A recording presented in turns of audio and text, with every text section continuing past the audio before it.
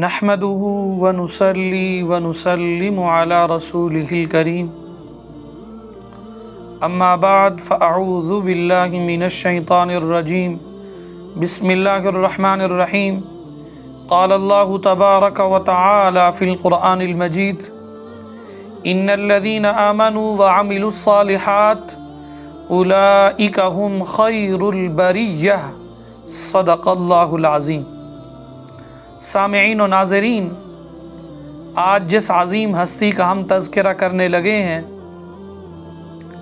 میری مراد سند الاولیاء،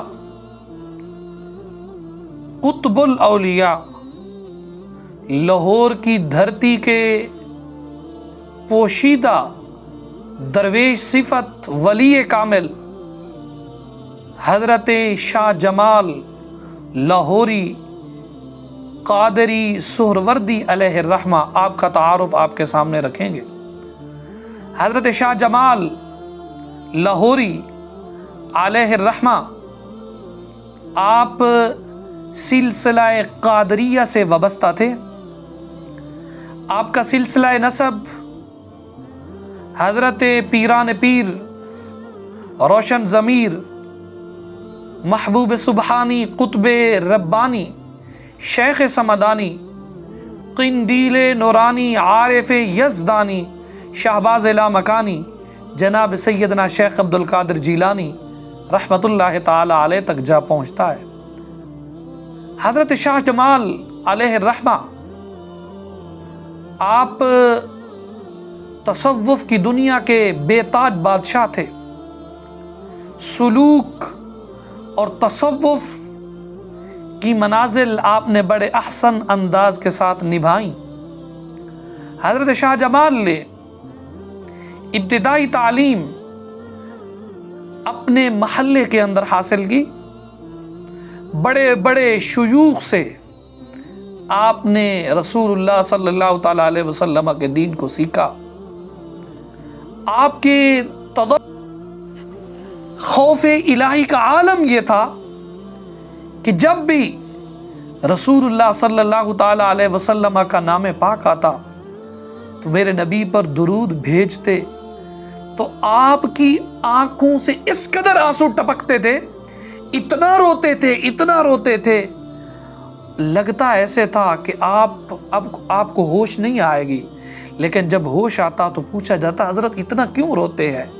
تو آپ ایک ہی بات ارشاد فرمایا کرتے تھے کہ میں نے اپنے نبی مکرم صلی اللہ تعالی علیہ وسلم کا فرمان سنا ہے، عین بقت من خشیت اللہ، جو آنکھ اللہ کے خوف کی وجہ سے آنسو ٹپکائے اللہ اس آنکھ پر جہنم کی آگ کو حرام کر دیتا ہے۔ حضرت شاہ جمال لاہوری علیہ الرحمہ آپ اللہ عز و جل کی بارگاہ کے اندر بہت ہی گریہ و زاری کرتے تھے۔ جب دعا مانگتے آپ کے جسم پر لرزہ طاری ہو جاتا تھا، اور خوف خدا کا عالم یہ تھا کہ قرآن مجید کو صبح بھی پڑھتے، دوپہر کو بھی پڑھتے، شام کو بھی پڑھتے، اور قرآن کے معانی میں غور کر کے رویا کرتے تھے۔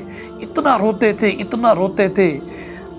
اولیاء کی جماعت کے اندر اگر ان کے تقوی اور خوف خدا کو پڑھا جائے تو حضرت شاہ جمال لاہوری علیہ الرحمہ کا نام بھی صف اول کی ہستیوں کے اندر نظر آتا ہے۔ حضرت شاہ جمال لاہوری علیہ الرحمہ آپ صاحب باکرامت ولی تھے۔ آپ کی بارگاہ کے اندر ایک عورت آئی جو کھتری قوم سے تعلق رکھتی تھی، دھومل اس کا نام تھا۔ اس نے آ کر کہا حضرت 9 سال گزر گئے ہیں، میرے ہاں کوئی اولاد نہیں ہے، سنا ہے آپ اللہ کے بندے ہیں، آپ میرے لیے دعا کریں اللہ مجھے فرزند عطا فرمائے۔ آپ نے اس کی جانب دیکھا اور مسکرائے۔ آپ نماز میں مشغول ہو گئے۔ آپ نے 2 رکعت نماز پڑھنے کے بعد دیکھا وہ عورت نا اپنے ساتھ خربوزے بھی لائی ہوئی تھی۔ آپ نے پوچھا یہ کس لیے لائی ہو؟ کہنے لگی بطور نذرانے کے ہدیے کہ آپ اسے قبول کیجیے۔ آپ نے کچھ رکھ لیے، ان میں سے 2 نہ اس کو دے دیے، پھر نماز میں لگ گئے۔ اس عورت نے یہ سوچا کہ یہ مجھے دیا ہے کہ انہیں چیر کے لاؤ، کاٹ کے لاؤ، صاف کر کے لاؤ کھانے کے لیے۔ اس نے نا ایک خربوزہ کاٹ لیا تھا، دوسرے کو کاٹ رہے لگی تھی، آپ نماز سے مکمل یعنی فارغ ہوئے تو آپ نے کہا یہ کیا کر رہی ہو؟ کہنے لگی میں نے تو یہ سمجھا کہ آپ نے کہا یہ خربوزے کاٹ کر لائیے۔ آپ نے فرمایا میں نے کاٹنے کا نہیں کہا، میں نے کہا ہے یہ خربوزے جو آپ کو دیے تھے کہ آپ یہ لے جاتی، خود بھی کھاتی، اپنے شوہر کو بھی کھلاتی، اللہ کرم کرتا۔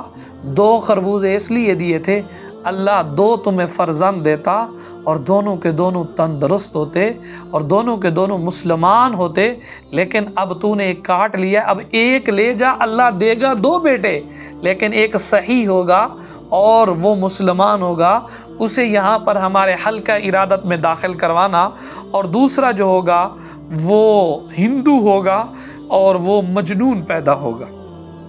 وقت کے گزرنے کے ساتھ اللہ نے اسے بیٹا عطا فرما دیا، اس کی محبت مودت کا رشتہ مزید بڑھ گیا، حضرت کی بارگاہ کے اندر لائی، آپ نے اسے حلقہ ارادت کے اندر داخل کیا، اور چند عرصے کے بعد ایک اور بیٹا پیدا ہوا، لیکن وہ مجنون تھا، اعضاء اس کے سلامت نہیں تھے۔ اس نے کہا یہ کیا ماجرا ہے حضرت، ایک تو آپ نے رکھ لیا، آپ کے پاس رہا، میں تو آئی تھی کہ اللہ مجھے بیٹا دے گا، وہ میری خدمت کرے گا، اب آپ ایک رکھ لیں، ایک مجھے دے دیں۔ آپ نے فرمایا اچھا اب ان میں سے کون سا ادھر دینا ہے، کون سا لے جانا۔ مائی بڑی سیانی تھی، کہنے لگی کہ جو صحیح بیٹا ہے وہ مجھے دے دیں اور دوسرا اپنے پاس رکھ لیں۔ آپ نے فرمایا پھر ایک شرط پہ دوں گا، وہ شرط یہ ہے کہ آج تو کلمہ پڑھ اسلام کے اندر داخل ہو جا۔ اس نے کلمہ پڑھا، اسلام کے اندر داخل ہوئی۔ آپ نے فرمایا صحیح بیٹا تو لے جا اور دوسرے بیٹے کو بھی دیکھتی جا۔ آپ نے اللہ کی بارگاہ میں ہاتھ اٹھائے، مولا اس بیٹے کو صحت و تندرستی عطا فرما۔ دعا ختم نہیں ہوئی تھی، وہ بیٹا بھاگنے لگا، کودنے لگا، اچھلنے لگا۔ اللہ نے ایسا کرم کیا کہ وہ بیٹا بالکل صحت یاب ہو گیا۔ دعا ہے اللہ کی بارگاہ میں رب قدوس حضرت بابا شاہ جمال علیہ الرحمہ کے فیض سے ہم سب کو مستفیض فرما۔